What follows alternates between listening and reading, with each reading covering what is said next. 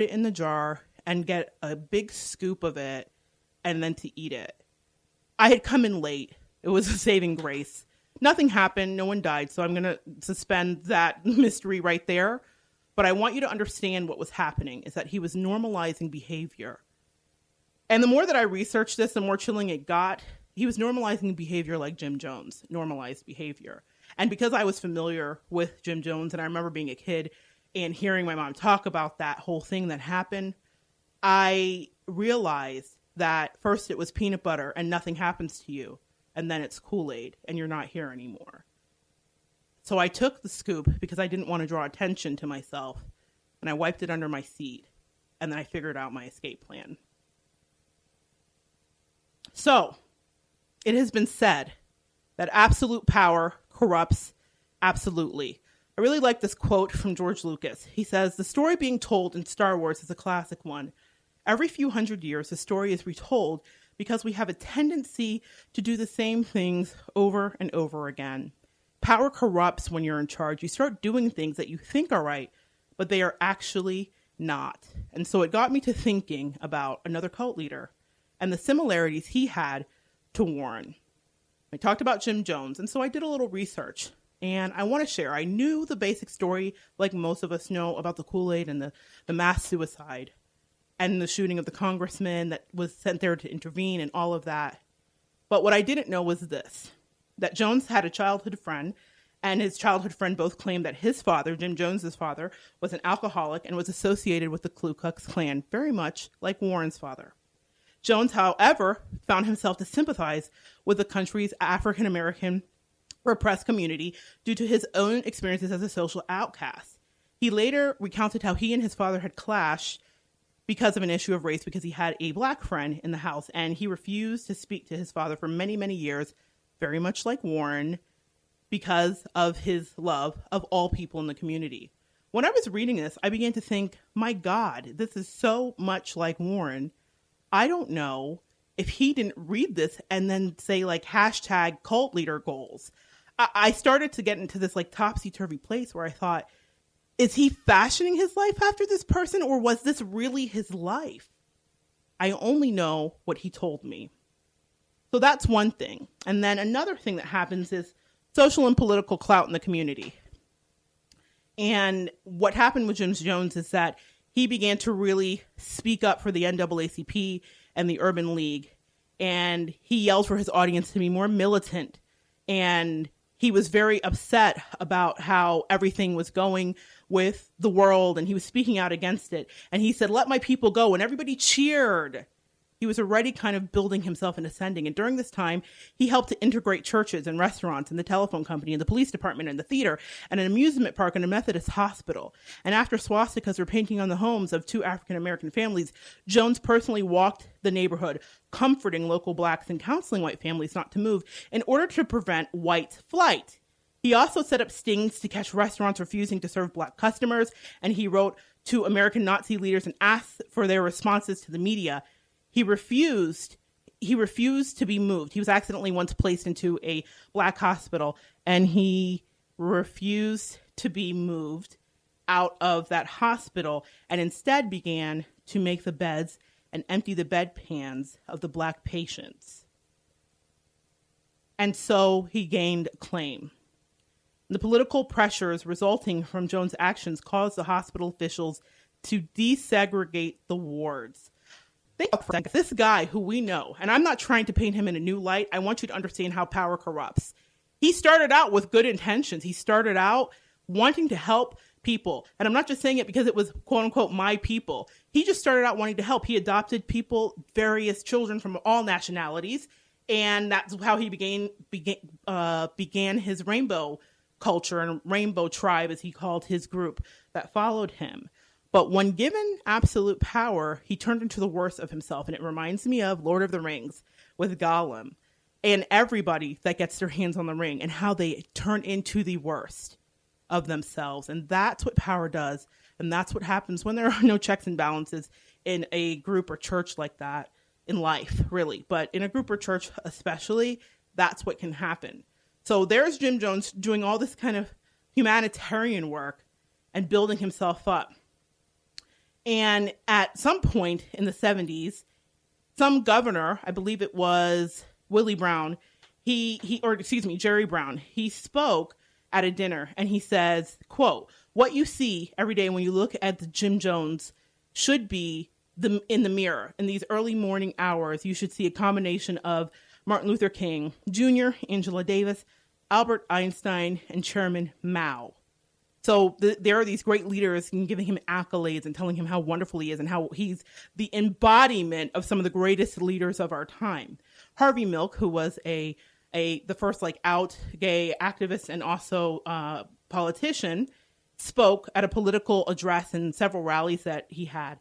And he wrote to Jones after visiting the temple, quote, "Reverend Jim, it may take a day to come back down from the high that I reached today. I found something dear today. I found a sense of being that makes up for all the hours and energy I have placed into the civil rights fight.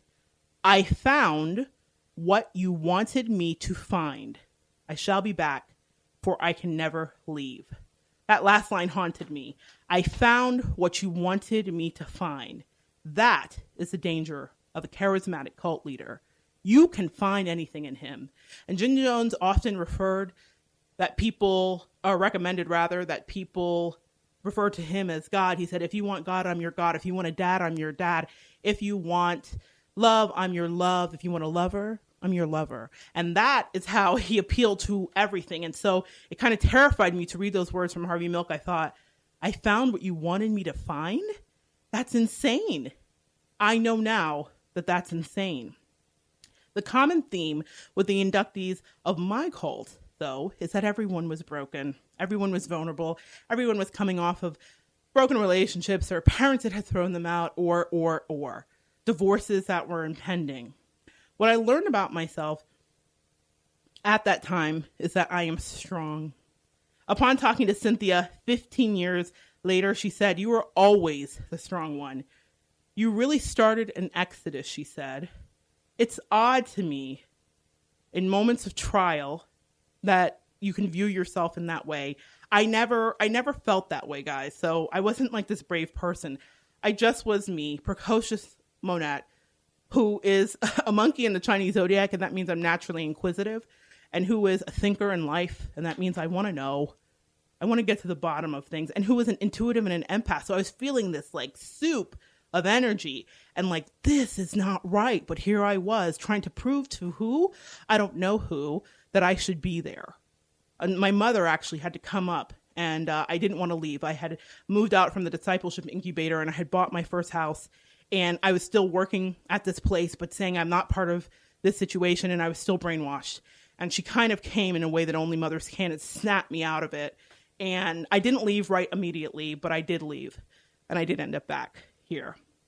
So I've come away from the experience with a lot more wariness for the world. I have had coworkers and friends who have called it paranoia. A lot. They're like, "Monette, why are you so paranoid?" And they don't understand that I suffer with flashbacks and PTSD from that situation. Up until now, I've never disclosed it. So they just see me questioning the motives of people and overthinking things. And it's because in order to survive, I had to be in that mode. And so sometimes, even though I'm a spiritual person, I find myself there wondering about the true intentions of a person and realizing that maybe a situation has triggered me. And I'm so grateful for some therapy and for some help that I had that helped me to walk through it and understand the difference. But they don't understand because I didn't disclose it. I just let them usually think what they want. But I know that I had this experience to teach about it. It is why we are here in this time and space reality, to learn and to teach. What I have learned is that there is great power in not fitting in. There's such great power in not making everyone comfortable. As a rule, I kind of am in this life and I make people uncomfortable. I make them uncomfortable because sometimes I'm reading their energy and looking right through them and it disturbs them. It's unnerving. I make them uncomfortable because I'm too tall, I'm too black, I'm too big, I'm too outspoken, I'm too smart, I'm not smart enough, I'm too quiet, I'm too black, I'm too white for some people. So I have really had to accept that that's who I am. And I ask you listeners, who are you?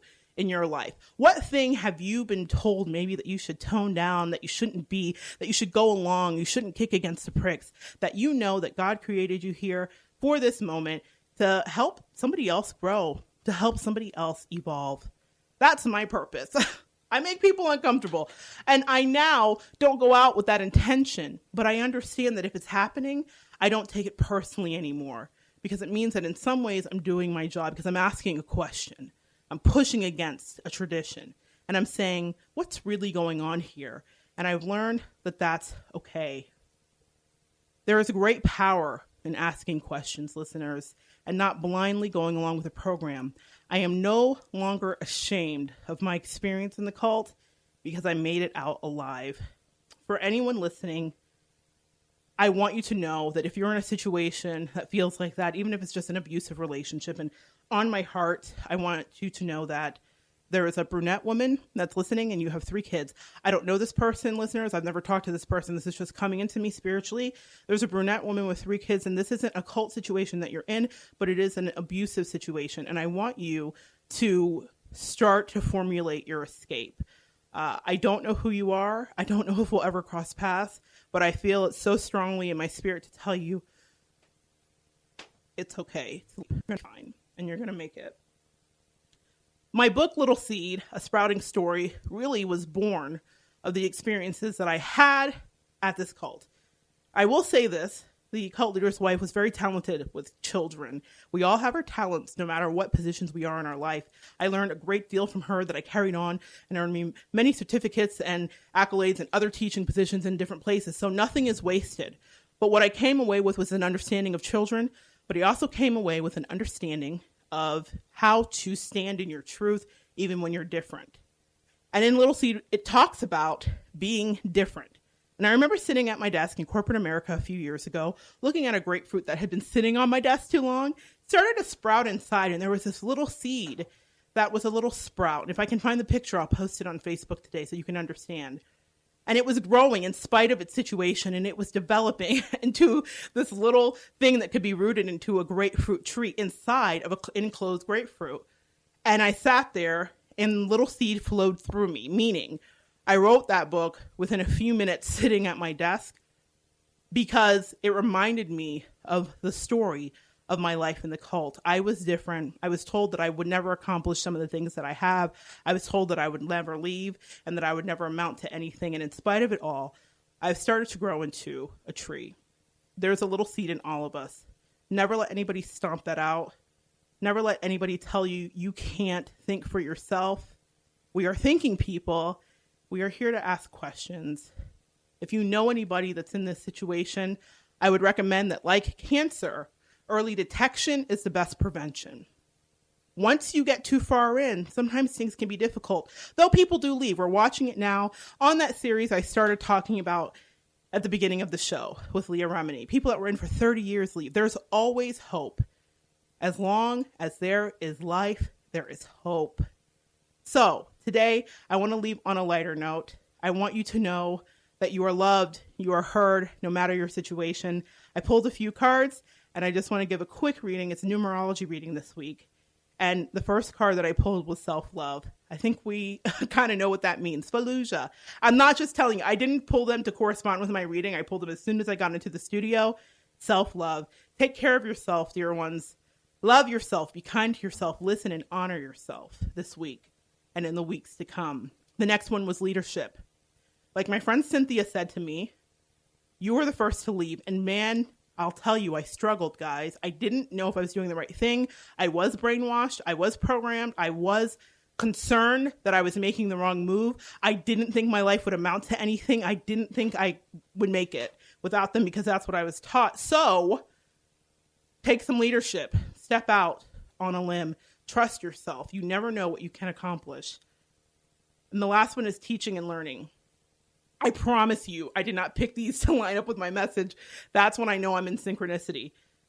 That's what this experience was about, was teaching and learning. For years, I have kept the lesson to myself because I didn't know what people would think of me. I didn't know if they would think I was weak. I felt weak. I didn't know if they would think I was crazy. I felt crazy.